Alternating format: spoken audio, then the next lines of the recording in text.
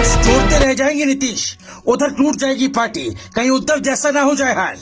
BJP के संपर्क में है सारे सांसद। 2024 चुनाव से पहले पार्टी हो जाएगी खत्म, होगा बड़ा खेला।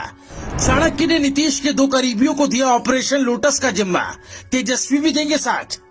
इधर नीतीश कुमार विपक्ष को एकजुट करने के लिए दिल्ली कोलकाता के चक्कर लगा रहे हैं, उधर पटना में उनके सियासी अंत की पटकथा लिखी जा रही है। जब तक नीतीश सपने से जागेंगे तब तक कहीं ऐसा न हो उद्धव ठाकरे जैसा हाल हो जाए, न झंडा रहे न डंडा और कुर्सी हो जाए कोसों दूर।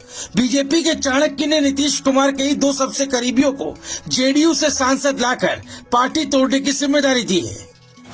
उपेंद्र कुशवाहा तो दावा करते हैं कि सारे सांसद उनके संपर्क में। उनके इस दावे को ये कहकर हवा हवाई नहीं बताया जा सकता कि अब उन्होंने पार्टी छोड़ दी है, तो बोलेंगे ही। इस बात में दम इसलिए भी है क्योंकि जिस नाव पर इस वक्त नीतीश सवार हैं और राज्य वाली नदी पार कर रहे हैं, वो लोकसभा के समुद्र को पार नहीं कर सकती। खुद उनके नेताओं को लगता है कि नाव चलाने वाला कभी भी उसमें छेद कर सकता है।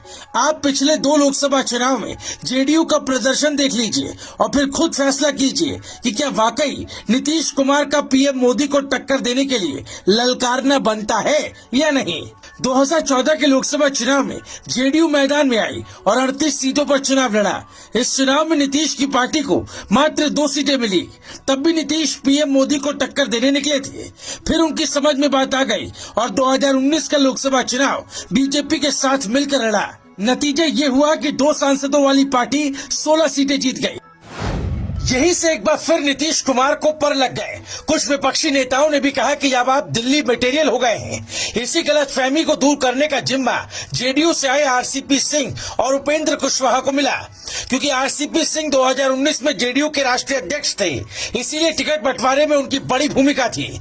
जिनको उन्होंने टिकट दिया वो जाहिर तौर पर उनके संपर्क में होंगे। उपेंद्र कुशवाहा भी लगातार 3 साल तक जेडीयू संसदीय बोर्ड के चेयरमैन रहे, इसलिए पार्टी में उनके भी सांसदों से अच्छे ताल्लुकात हैं। अपने संबंधों संपर्कों का इस्तेमाल कर दोनों जेडीयू सांसदों को तोड़ेंगे। उपेंद्र कुशवाहा की पार्टी आरएलजेडी के राष्ट्रीय महासचिव फजल इमाम मलिक ने दावा किया कि जेडीयू इस बार अच्छे उम्मीदवारों के लिए तरस जाएगी। सभी सिटिंग सांसद जेडीयू की डूबती नाव की सवारी छोड़ भागेंगे। इस दावे में दम क्यों नजर आता है, इसके पीछे 3 कारण है। पहला, जेडीयू के जितने भी सांसद हैं वो जानते हैं कि बिना बीजेपी के जीत नहीं मिलेगी। दूसरा, जेडीयू में रहकर जीते भी तो क्या हासिल होगा, विपक्ष की सरकार तो बनेगी नहीं, ये विपक्षी भी मानते हैं। तीसरा, तेजस्वी यादव भी जेडीयू के कमजोर होने पर खुश होंगे, उनको तो सीधा मुकाबला फिर बीजेपी से ही करना होगा। तो अगर आरजेडी खेमे को लगा कि जेडीयू कमजोर हो रही है तो वो और ज्यादा जोर लगाएगी। आरजेडी के कई नेता तो खुलकर नीतीश के खिलाफ बोलते हैं। नीतीश कुमार पहले कांग्रेस अध्यक्ष मल्लिकार्जुन खड़गे और राहुल गांधी से मिले थे, अब वो नेताओं से मिल रहे हैं जो कांग्रेस से अलग चल रहे हैं। इनमें अखिलेश यादव और ममता बनर्जी शामिल है। केसीआर से भी नीतीश कुमार कई बार बात कर चुके हैं, लेकिन घुमा फिरा कर सुई वहीं आकर अटक जाती है कि मान लीजिए ये सब हो भी गया तो क्या विपक्ष नीतीश कुमार को अपना नेता मानेगा, जिनके बिहार में कोई ठिकाना नजर नहीं आता।